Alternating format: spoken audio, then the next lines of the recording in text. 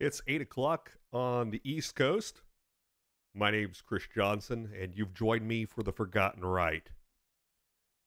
50 years ago today, Martin Luther King was killed at a hotel in Alabama, in Memphis, Tennessee. And we want to talk about tonight, has racism since Martin Luther King's death changed in the United States? Has the face of racism changed? Has racism gotten worse? Have things gotten better? What's different today versus the day that Martin Luther King was slain? And first of all, there are many things that haven't changed.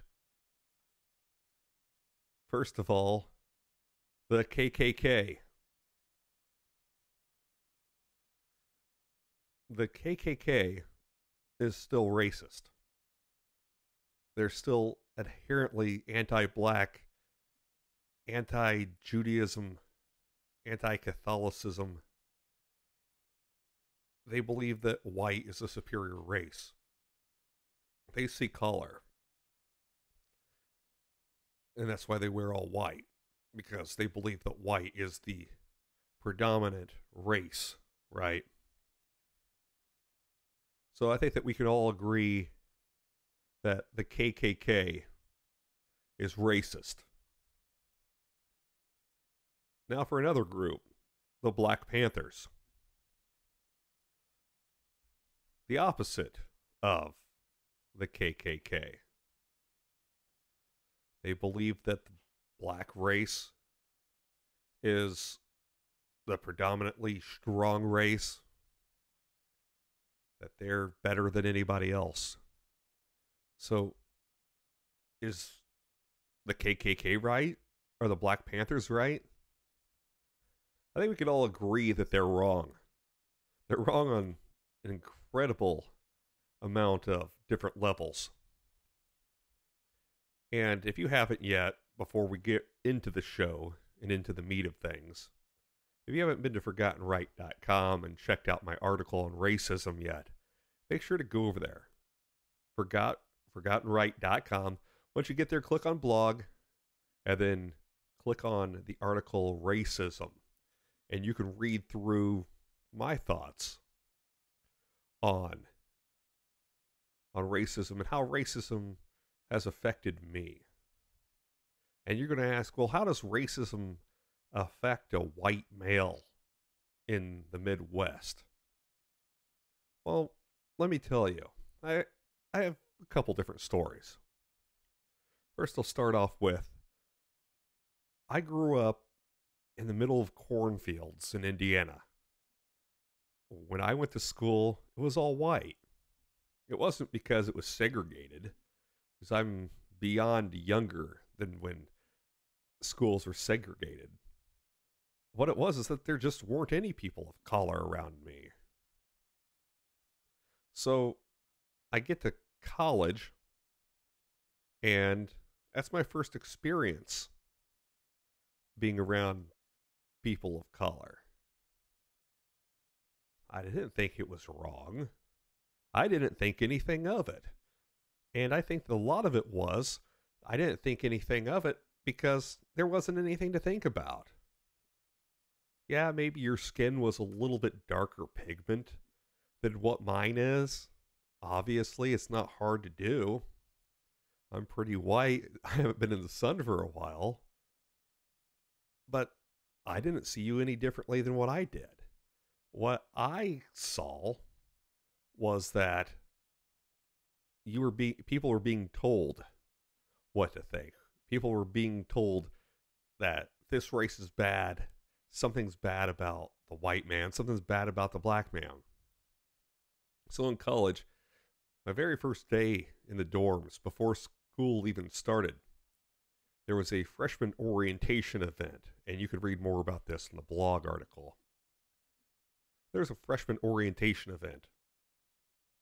And at that event, there were booths set up. And at one booth, they were handing out jackets. I thought, man, this is pretty cool. I can go get a free jacket. So I went up to the booth, not thinking anything of it, and asked for my jacket. And I was told that because I was white and not black, that I couldn't get a free jacket. And I said, well, where are the jackets for white people? There aren't any.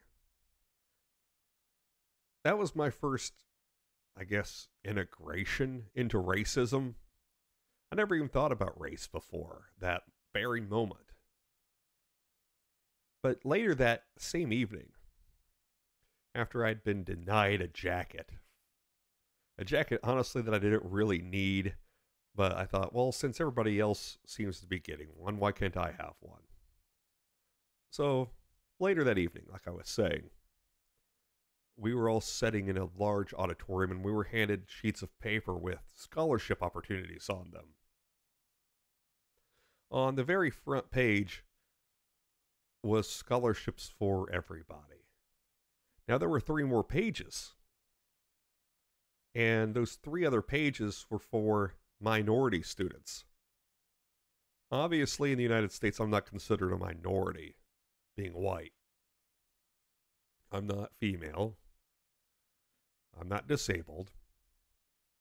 So none of those scholarship opportunities fit for me because they were all minority scholarships. They weren't even for females. They weren't even for disabled people. They were for minorities. Many of those scholarships, had I been a darker pigment, had I been black, Hispanic, Asian, I would have qualified for easily. I'm fairly smart, or at least I think I am. I got good grades. So I would have gotten a scholarship. But what kept me from that was that I'm white. I'm not black. I'm not Asian, and I'm not black, I'm not Asian, I'm not Latino. And how's that fair? In a world without color, in a world without racism, why does my race play a factor? Why does me being white play a factor into any of that? It shouldn't. Just the same way that a police officer, when they pull somebody over, shouldn't see that it's a black person in the car or a Latino in the car. That's not why we're doing things. That's not why that police officer should be pulling the person over because of race. The same reason I should have gotten that jacket that day. Because if race doesn't matter, then why was I handed a jacket? And I don't need the jacket. So if you're watching from my alma mater, there's no reason to send it. But my problem is for my own children, for your children, no matter what race you are. Like Dr. King said, I have a dream that my 4 little children will one day live in a nation where they will not be judged by the color of their skin, but by the content of their character.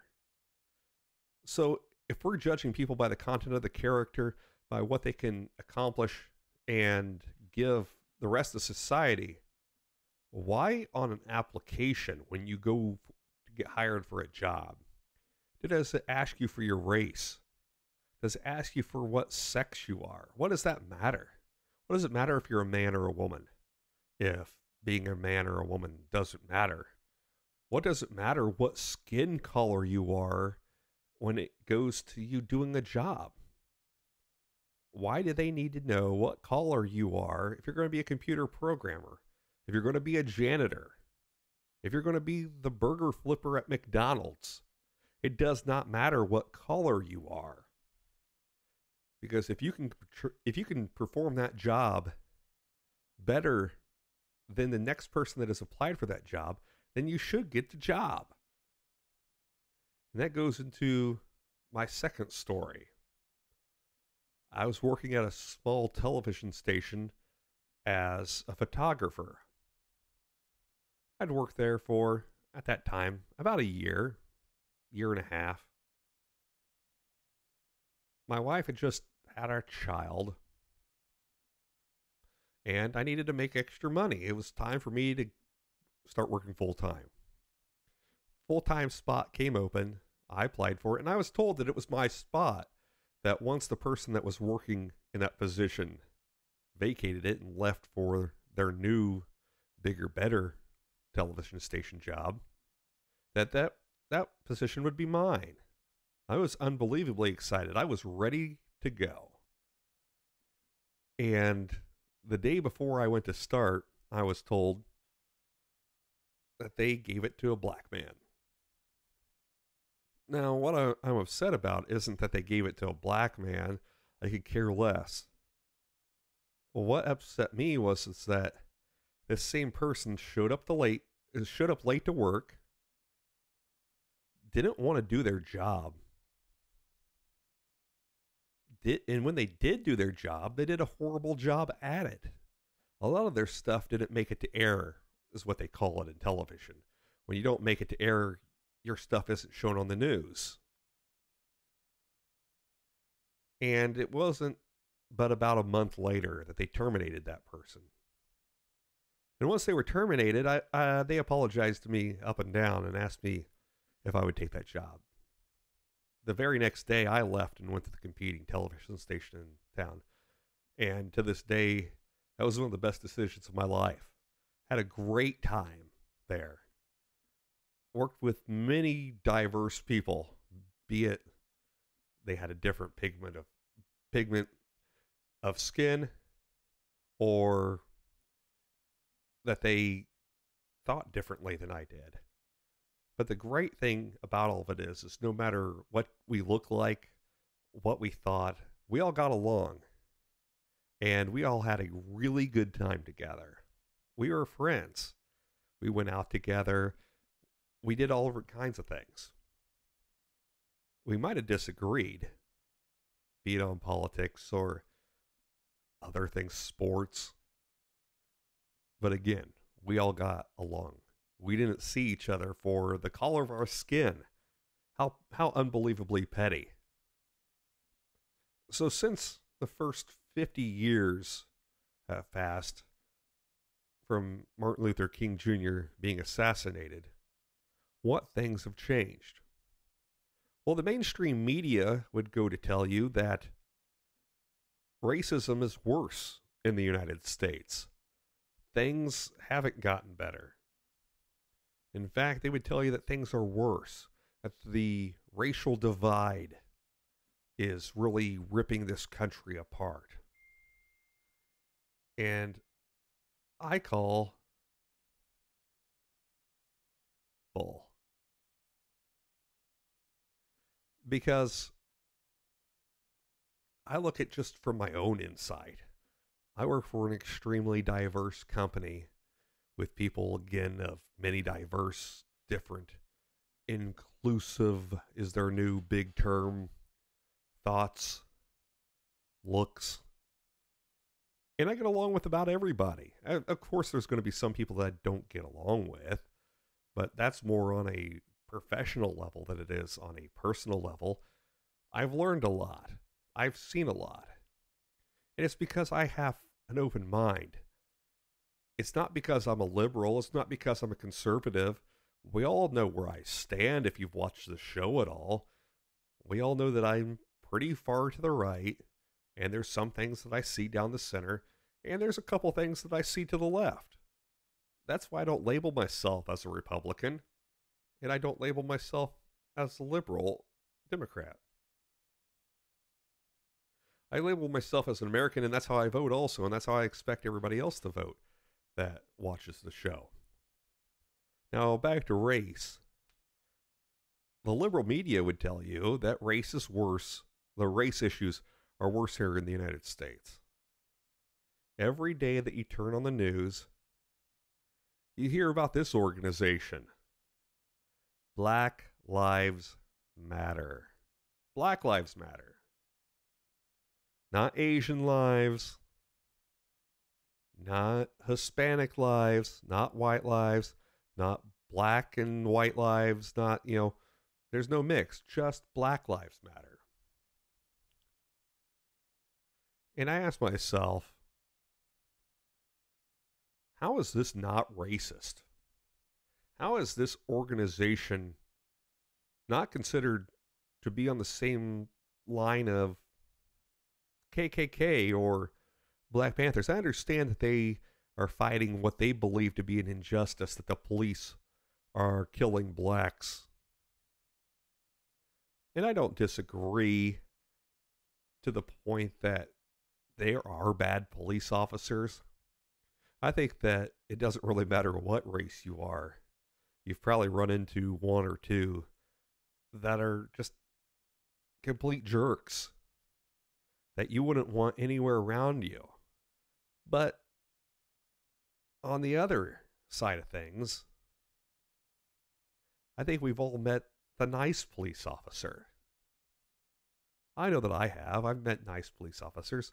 I've sure of heck met bad police officers, but I would say that there are more good than there are bad. I know Rodney King happened, and that was bad. What the LAPD did to him was bad. And what Black Lives Matter kind of falls into is what happened in Ferguson, Missouri. I wasn't there, but when you do something illegal, you should expect bad interaction with the police. Did he need to be killed? I don't know. I wasn't there. I can't say I've not seen the video, but what happened to Michael Brown there, it happened. And I understand what Black Lives Matter is trying to fight for. But why isn't it that all lives matter? Have bad things happened to whites from the police? You better believe it. Have bad things happen to Latinos by the police? You better believe it. Have bad things happen to Asians by the police? You better believe it. The police make mistakes. They're only human. But in hindsight, have people made mistakes to the police? Have people killed the police? Absolutely. The police are being targeted now more than ever by people trying to hurt them. So when they watch their backs, they're totally entitled to it because more police are being killed now than would have ever been. So, is race a bad thing? If you say that it's not a bad thing, then I don't think that you're thinking right. Racism is a bad thing. Is there racism in the United States? Absolutely. Is the racism in the United States as bad as it was 50 years ago, the day that Martin Luther King was killed? Absolutely not. There are more opportunities today for people of race than what there ever have been. People of race and women. That's good. That's not bad. What is bad is what's being shoved down the throats of our children as they go to school. Being told that there is racism. Being taught to look at people's race by saying that there is racism. That's not right. So I ended on this note on the 50th anniversary of Martin Luther King's death. If you look at somebody and the first thing that you think when you see them is, wow, they're black, or wow, they're Latino, or wow, they're white, why don't you go up and say hi to that person, no matter what they look at, and find out that that person actually is human. And I think that you might surprise yourself. I thank you for tuning in tonight. Again, my name is Chris Johnson. This has been The Forgotten Right. If you would, click on subscribe for me and let me know that you were here. Give me a like also. And in the comments, tell me what you think. Do you agree, disagree? Do you even want to just troll me? That's perfectly fine. Well, at least let me know that you were here. And again, thank you for watching. This is Forgotten Right. I'll be back on Sunday, and we're going to be talking about Donald Trump and his wall. And is the wall the right thing? Is immigration the right thing? We've already kind of touched base on this, but I really want to talk about the wall. So I'll see you again live this Sunday at 8 p.m. And until then, have a great rest of your week.